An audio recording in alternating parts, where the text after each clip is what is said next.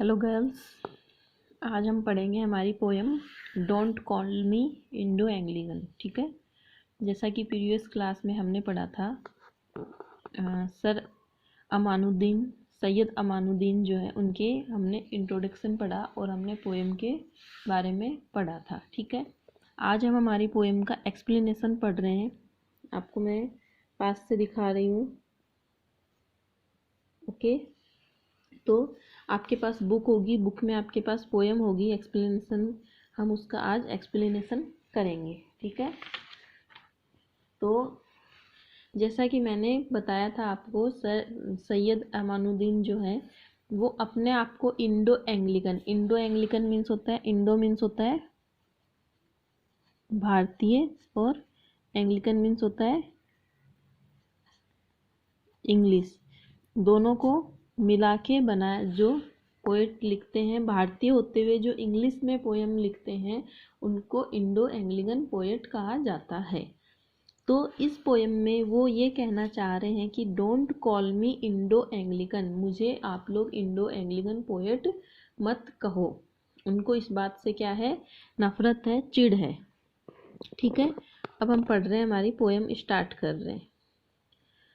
No, I don't want to be a hodgepodge of culture, a confusion of language, a nullity of imagination, and abortive affair between an Indo and Anglo. I hate hyphens, the artificial bridge between artificial values in the name of race, religion, and language. I damn all hyphenate minds, projected offspring of an alleged soul. I denounce all labels and label markers. I refuse to be a monologue speaking man, to be analyzed, labeled, a stored for a curious, gloomy fellow to realistify me for sliveling me again। ठीक है, हमने ये line पढ़ी, जैसा कि हमने पहले भी पढ़ा था कि जो अपनी पोएम लिखते हैं इनमें इनकी जो लाइन है वो ऊपर नीचे और आगे पीछे होती है। इस तरीके से वो उनके शब्दों का और उनकी लाइनों का जो चयन होता है वो मतलब एक अजीब तरीके का होता है। इस तरीके से वो अपनी पोएम लिखते हैं। तो जैसा कि ये क्या कहना चाह रहे हैं, I do not want to be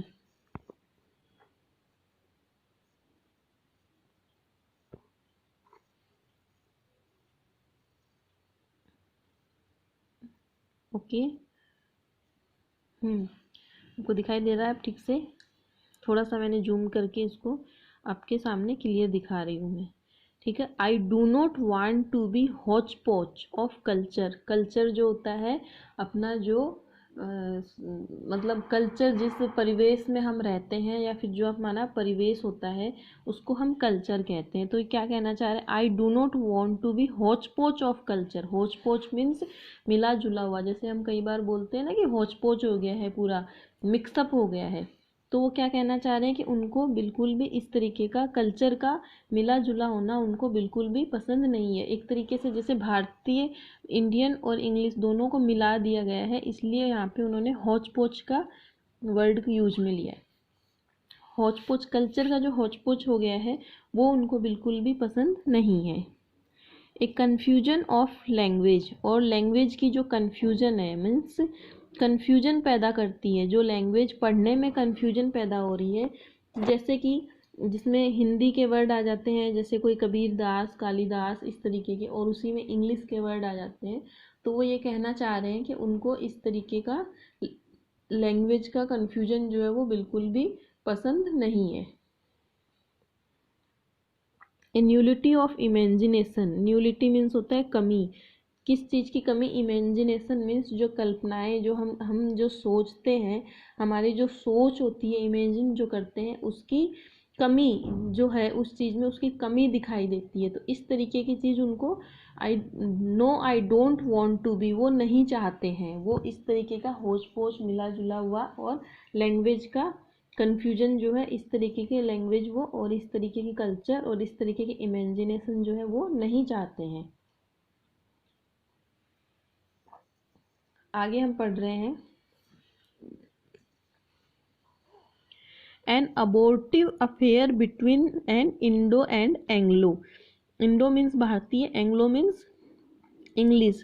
abortive means होता है क्रिया या फिर कार्य, ठीक है, किसी भी तरीके को प्रयत्न करना या किसी भी तरीके से किसी कार्य को करने को कहते हैं। An abortive affair between an Indo and Anglican, क्या कह रहे हैं कि और ये जिस तरीके से भारतीय और अंग्रेज ब्रिटिश के बीच का जो संबंध है, मतलब असफल संबंध है एक तरीके का। अफेयर, अबोर्टिव अफेयर मीन्स कि जो कोशिश की गई है, दोनों को मिलाने की जो कोशिश की गई है वो क्या है, एक तरीके से बिटवीन, इन दोनों को एक तरीके से जो मिलाने की कोशिश की गई है वो बिल्कुल भी उनको पसंद नहीं है, जो संबंध है वो बिल्कुल भी पसंद नहीं है उनको। तो समझ में आया इसमें क्या कहना चाह रहे हैं इन 4-5 लाइनों के अंदर। सैयद अमानुद्दीन इंडो एंग्लिकन पोएट है जो इन चीज़ों के प्रति उनकी अरुचि रखते हैं, वो मतलब उनको पसंद नहीं है, और वो भिन्न भिन्न वस्तुओं की जो मिला जुला होच पोच जो है और कल्पनाओं की जो कमी है और लैंग्वेज जो मिश्रित हो चुकी है, इन चीज़ों को वो बिल्कुल भी पसंद नहीं करते हैं। भारतीय और अंग्रेज़ों को दोनों को मिक्स करके लैंग्वेज बनाना उनको बिल्कुल भी पसंद नहीं है। अब क्या बोल रहे हैं ये, आई हेट हाइफेंस। हाइफेंस होता है जो हम एक डेक्स लगाते हैं, जैसे कि एग्जाम्पल की तरह बता रही हूँ मैं यहाँ पे, जैसे हम लिखते हैं डे एंड नाइट, तो हम क्या करते हैं इस तरीके से हम, ये एक एग्जाम्पल है। तो ये जो बीच में डेक्स लगाते हैं हम, जैसे संडे मंडे के बीच में डेक्स लगा देते हैं, डे नाइट के बीच में डेक्स लगाते हैं, सन एंड मून, तो सन एंड मून डेक्स जो होता है, जो ये जो सिंबल है ये वाला, इसको बोलते हैं हाइफेंस, ठीक है, समझ में। आई हेट हाइफेंस, वो बोल रहे हैं कि मुझे इस शब्द से, इस डेक्स वाले जो चिन्ह है इससे मेरे को नफरत है एक तरीके से। क्यों है वो नफरत, द आर्टिफिशियल ब्रिज, एक तरीके से लगता है कि दो शब्दों के बीच में एक ब्रिज बना दिया है, इसको और इसको जोड़ने के लिए एक आर्टिफिशियल ब्रिज बना दिया है, तो वो उनको बिल्कुल भी पसंद नहीं है। बिटवीन आर्टिफिशियल वैल्यूज, और जो इनकी जो वैल्यू है उनके बीच में एक तरीके का मतलब बनावटी ब्रिज बना दिया है एक तरीके से, और जो वैल्यू दिखाई गई है इस तरीके से, मतलब इफेक्टिव हमें तो दिखाते हैं कि हमें वर्ड जो है क्या इफेक्टिव लग रहा है, तो जैसे तो वो जो दिखने में तो इफेक्टिव लगता है लेकिन वो एक तरीके से क्या है, आर्टिफिशियल है, बनावटी है, वो रियलिटी कुछ भी नहीं है उसमें, वो बनावटी है। तो वो कह रहे हैं कि उनको हाइफेंस जो है उससे आर्टिफिशियल जो वो ब्रिज बन जा रहा है एक तरीके का दो शब्दों के बीच में, तो उस चीज़ से उनको उसकी वैल्यू कम होती हुई लग रही है, उस वर्ड की वैल्यू उनको कम लगती है।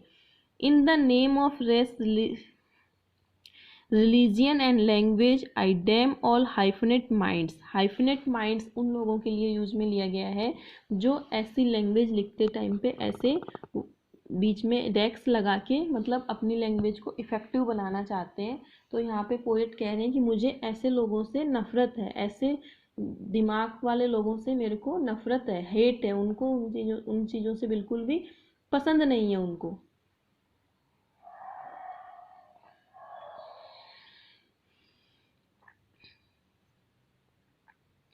आगे क्या, in the name of race, religion and language, जो एक तरीके की रेस है, मतलब कि एक तरीके की जो दौड़ है, किन के बीच में है, भाषा और धर्म, भाषा और धर्म के बीच में ये जो एक तरीके की दौड़ लगा रहे हैं लोग, इस तरीके के माइंड वाले जो लोग हैं जो भाषा और धर्म को इस तरीके से परिवर्तित कर रहे हैं, मतलब कि जैसे इंग्लिश जो है, अंग्रेजी जो भाषा है उसको इंग्लिश में कन्वर्ट कर रहे हैं, और इंग्लिश में हिंदी जो भाषा है उसको इंग्लिश में कर रहे हैं।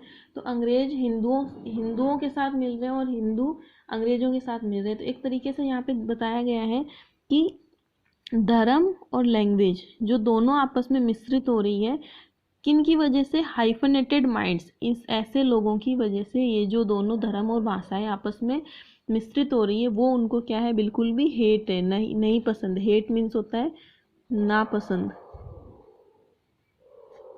तो हेट मीन्स क्या होता है, नापसंद है, उनको ऐसे बिल्कुल भी पसंद नहीं है। आगे हम पढ़ रहे हैं minds. Prejudiced offspring of unenlightened soul. किसके लिए है ये वर्ड, प्रिजुडिस्टिव, पूर्वाग्रह से ग्रसित, मीन्स क्या होता है, जो पीढ़ी दर पीढ़ी जो एक तरीके से चलती आ रहे, ऑफ स्पिन्स मीन्स संतानें, उनके जो बच्चे, मतलब कि जैसा वो पढ़ते आए थे, जैसी वो लोग लैंग्वेज लिखते आए थे, वैसा ही उनके बच्चे जो है वो भी करते जा रहे हैं। तो उनका कहना क्या है कि जो उन चीज़ों से ग्रसित जो आत्माएं, जो उनकी संतानें हैं, वो पूरी तरीके से उन अंधविश्वासों से मुक्त नहीं हुई है। अनएलिजेंटेड सॉल्स मीन्स उनसे ग्रसित आत्माएं जो हैं, वो जो अभी की जो मतलब पीढ़ी दर पीढ़ी जो अंधविश्वास और रूढ़िवादी ये सब चीज़ें जो चलती आ रही हैं, वो अभी तक ख़त्म नहीं हुई है, वो उससे पूरी तरीके से अभी तक मुक्त नहीं हुए हैं।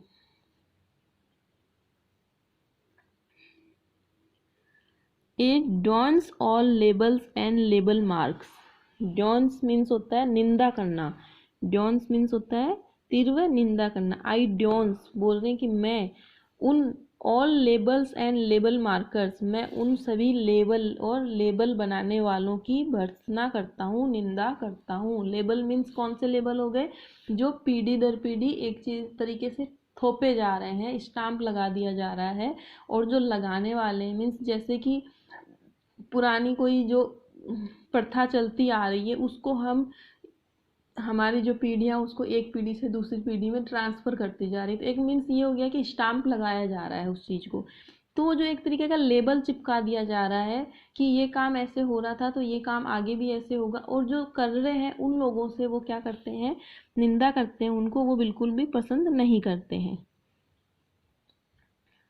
I refuse to be a moon rock spaceman.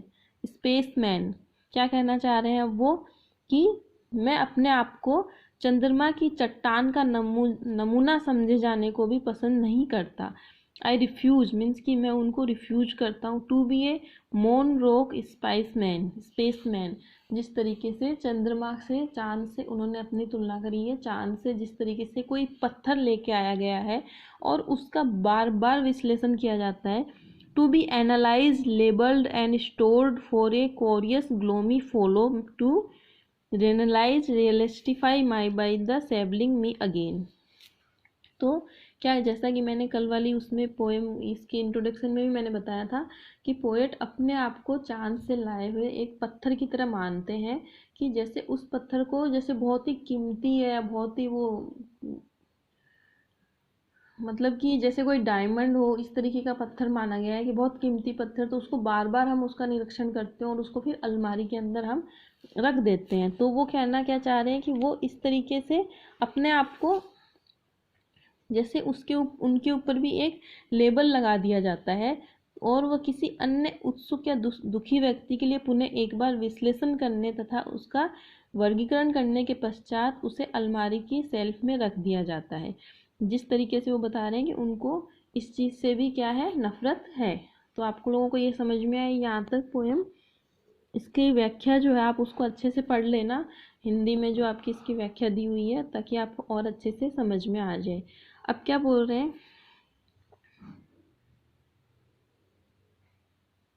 They call me Indo Anglican, I don't know what they mean, Kaveri flows in my veins, Kaveri flows in my veins, Chamundi hills rise in my mind with the stars afloat, eyes of the goddess smiling on the Salin demon, Vrindavan fountain sings in my soul. इन पंक्तियों के अंदर उन्होंने अपने भारतीय होने का गर्व जो उनको है, एक तरीके से भारतीयता उनकी जो नसों में बहती है, उस चीज़ का उन्होंने इसमें वर्णन किया है। तो क्या कहना चाह रहे हैं इन पंक्तियों के अंदर,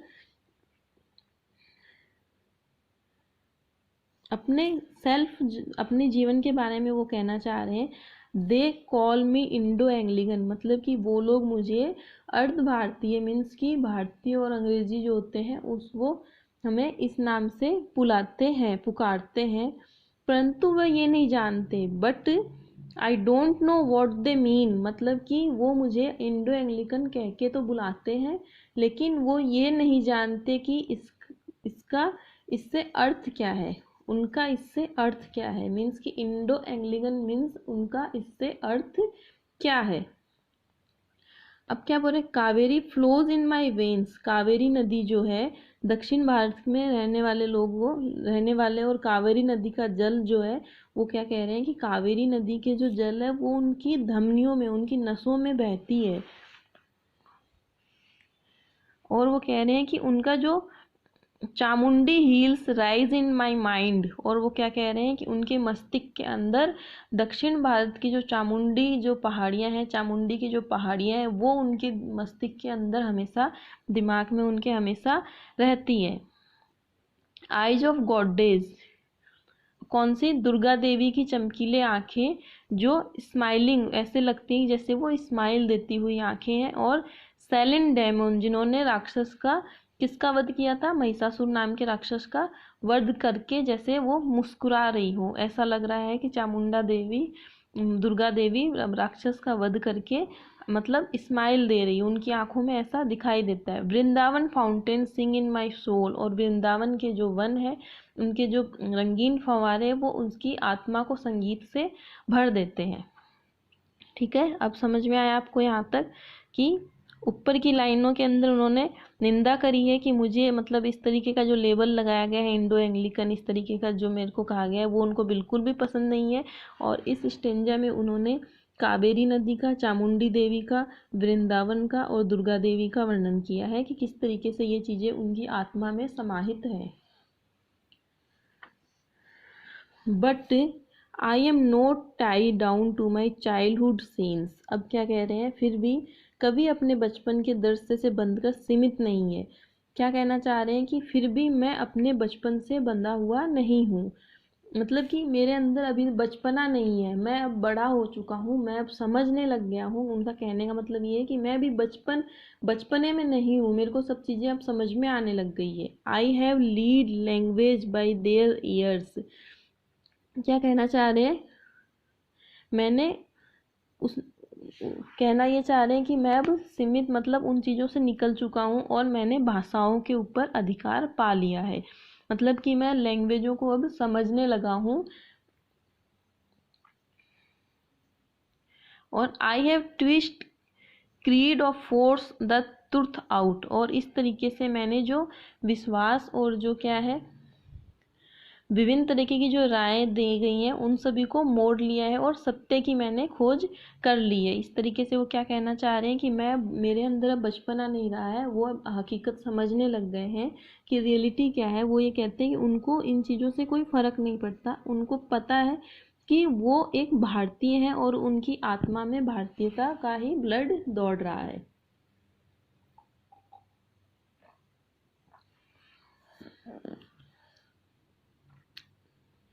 force the truth out, I have burned candles in the cave of prejudice. अब क्या कहना चाह रहे हैं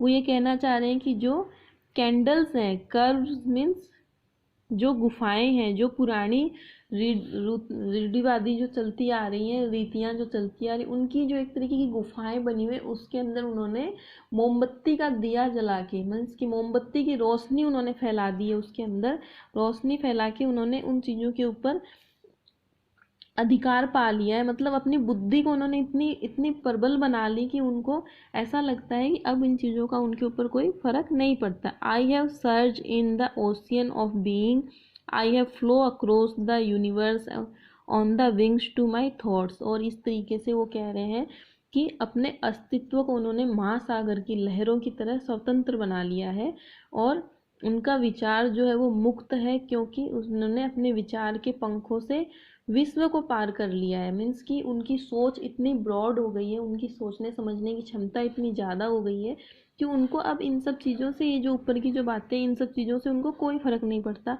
क्योंकि उन्होंने अपनी लैंग्वेज और अपने बचपन को छोड़ के अपनी लैंग्वेज के द्वारा उन्होंने अपनी बुद्धि के द्वारा सत्य की उन्होंने खोज कर ली, और उसके बाद में उन्होंने जो पुरानी रूढ़िवादी नीतियां जो चलती आ रही थी उनके अंदर उन्होंने अपने ज्ञान का दीपक जला के उन चीज़ों को दूर कर दिया, और अपनी सोच के द्वारा उन्होंने समुद्र की तरह चारों तरफ फैले हुए अंधविश्वास को, अज्ञान को, उसके ऊपर उन्होंने कवर कर लिया।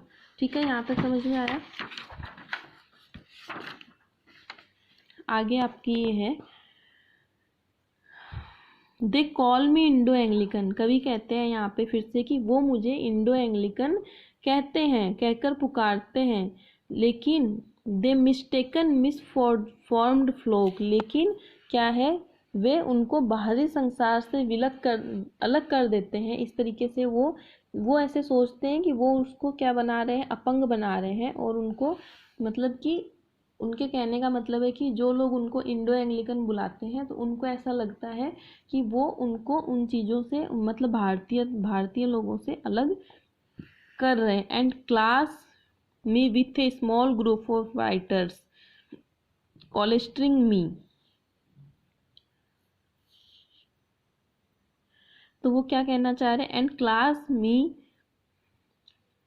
With a small group of writers.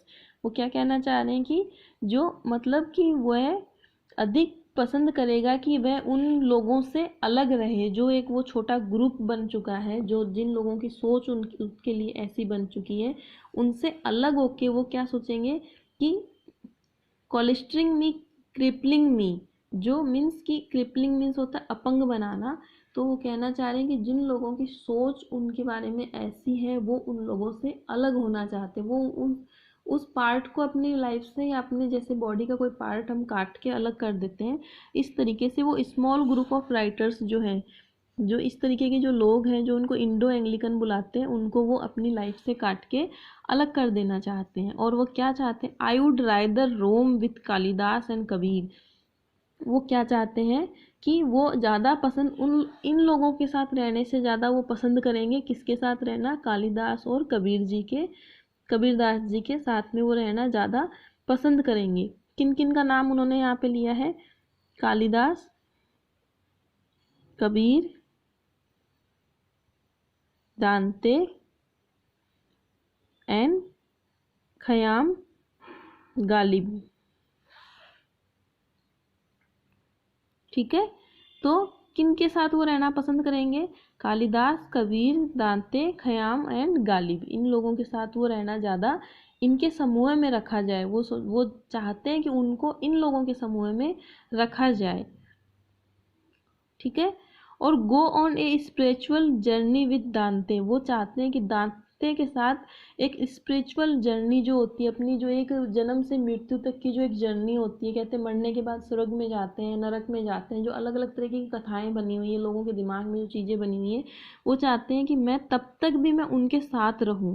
किसके साथ, दांते के साथ। ठीक है, मेडिटेट विद खयाम। और मेडिटेट किसके साथ करूं मैं, अपना जो जीवन है जो वो किसके साथ करूँ, चिंतन किनके साथ करना चाहते हो, खयाम के साथ। ठीक है, और meditate with Khayyam on the mathematics of expanse. और वो क्या कहना चाह रहे हैं कि उमर खयाम के साथ जीवन के गणित को चिंतन करना चाहते हैं। जीवन का जो गणित है किस तरीके का, कहते हैं कि जीवन का गणित जो है वो एक तरीके से वो चाहते हैं कि खयाम के साथ में वो उसको मतलब डिस्कस करें। और sing with Ghalib and anguish of love. और गालिब जी के साथ में प्रेम और दुख के जो गीत, जो गज़ल लिखते हैं गालिब जी, और उनके साथ में वो ये सब गाना पसंद करेंगे। तो इस तरीके से कवि क्या कहना चाह रहे हैं, कवि कहना चाहते हैं कि उनको इंडो एंग्लिकन कहकर पुकारते हैं जो लोग, वे उनको बाहरी संसार से विलग कर देते हैं और उनको अपंग बना देते हैं। वह तो ये अधिक पसंद करेंगे कि महान कवियों जैसे कालिदास, कबीरदास, दांते, उमर खयाम के समूह में रखा जाए। वह दांते के साथ क्या करना चाहते हैं, नरक आत्माओं के निर्णय होने से पूर्व उनका विश्राम स्थल और स्वर्ग पैराडाइज में आध्यात्मिक यात्रा पर जाना चाहेंगे। उमर खयाम के साथ जीवन के गणित और चिंतन करना तथा गालिब के साथ प्रेम व दुख गीतों को गाना पसंद करेंगे।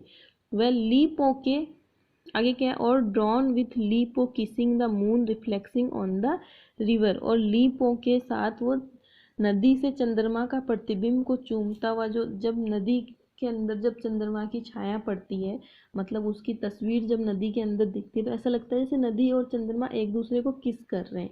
तो वो उस चीज़ को देखना ज़्यादा पसंद करेंगे। उनका कहना ये है कि वो इन चीज़ों के बारे में ज़्यादा, इन चीज़ों में वो अपना इंटरेस्ट दिखाएंगे। इन चीज़ों से क्या पता चलता है कि वो अपने आप को एक भारतीय होना बता रहे हैं।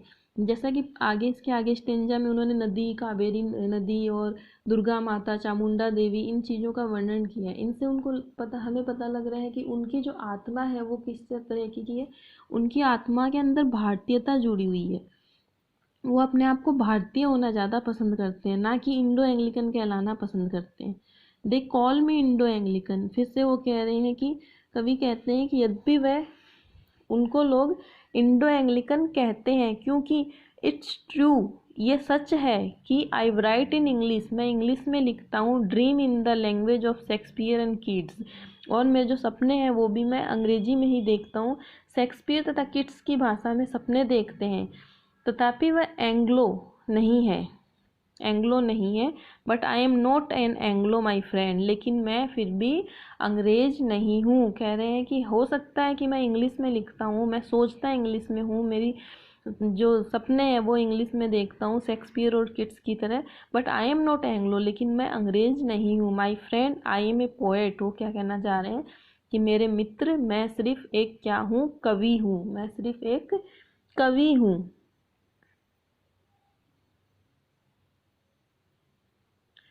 And I have lived 40 centuries. 40 centuries means होता है 4000 मीन्स 4000 मीन्स हो गई 4000, ठीक है। 4000 वर्षों से कहा जाता है कि भारतीय संस्कृति जो कितनी पुरानी है, पुरानी 4000 वर्ष पुरानी बताई जाती है भारतीय संस्कृति।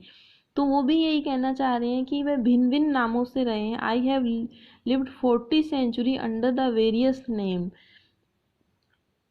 और वह क्या है, and now I am Amanuddin, और मैं सिर्फ अभी क्या हूँ, सिर्फ एक अमानुद्दीन हूँ। बोल रहे हैं 4000 सालों से जो भारतीय संस्कृति चली आ रही है, मैं उसी का एक हिस्सा हूँ, मैं उसी का एक भाग हूँ, और मैं कोई इंडो एंग्लिकन पोएट नहीं हूँ, मैं ना तो अंग्रेज हूँ ना कुछ और, मैं सिर्फ अपने आप में एक कवि हूँ, और मैं सिर्फ अपने आप में अब क्या हूँ, अमानुद्दीन हूँ। ठीक है, आपको समझ में आई ये पोएम? बहुत ही सुंदर और स्वीट सी पोएम है, इसमें इतना कुछ डिफ़िकल्ट है नहीं। जैसा कि मैं आपको फिर से बता रही हूँ कि शुरू की लाइनों में वो भाषा, कल्चर और जो लैंग्वेज है उन सबको होच पोच होना बिल्कुल भी वो पसंद नहीं करते हैं। यहाँ पे उन्होंने जो दो शब्दों को जोड़ के जो लैंग्वेज बनाई जाती है उनके वो विरुद्ध है। हाइफन टाइप की जो लैंग्वेज है वो उनके विरुद्ध है। इस तरीके से उन्होंने ये कहा। एंड यहाँ पे उन्होंने कहा है कि किस तरीके से उनकी नसों के अंदर और उनके माइंड के अंदर और उनकी आत्मा के अंदर देवी देवताएं और नदियों का उन्होंने बताया है कि उनके अंदर ये समाहित है। ठीक है, इस तरीके से उन्होंने अपनी पूरी पोएम की एक्सप्लेनेशन करी है और आपको अच्छे से समझ में आ गई होगी। आपको कोई प्रॉब्लम आ रही हो इसमें कहीं पे भी तो आप मेरे से पूछ सकते हैं। ओके, इसका एक्सप्लेनेशन हिंदी में जो आपके नोट्स में है वो आप इसको अच्छे से गौर से पढ़ना, तब आपको ये पोएम भी अच्छे से समझ में आ जाएगी। ठीक है, ओके, थैंक यू।